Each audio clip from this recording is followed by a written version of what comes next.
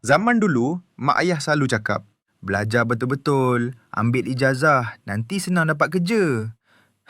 Sekarang, ayat tu dah tak valid sangat kan?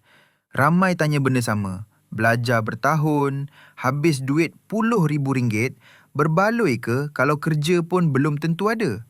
Habis belajar kena bayar hutang, tapi kerja pun tak ada. Realitinya, kos belajar makin naik. Graduan pula ramai yang struggle nak masuk kerja sebab banyak tugas manusia, AI dah boleh buat lebih cepat dan lebih murah.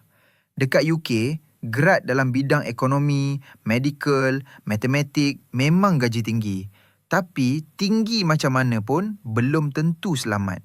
AI dah kacau macam-macam industri. Kita kat Malaysia pun sama. Banyak kerja permulaan makin hilang sebab otomasi.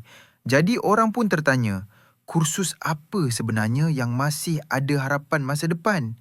Aku nak ajar anak aku apa? Aku pun tak tahu bila dia besar nanti apa pekerjaan yang available. Sebenarnya jawapan dia simple.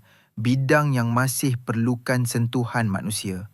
Healthcare, nursing, psikologi, pendidikan, kejuruteraan, sains teknikal. Semua ni AI tak boleh buat sorang-sorang. Dia tetap perlukan manusia.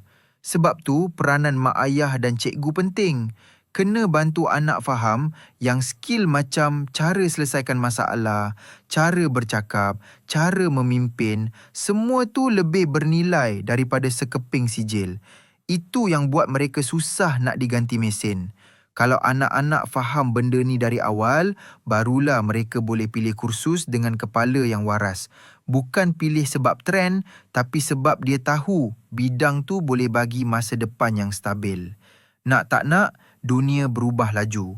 Dalam dunia AI ni, satu benda je yang kekal berharga. Manusia yang pandai jadi manusia.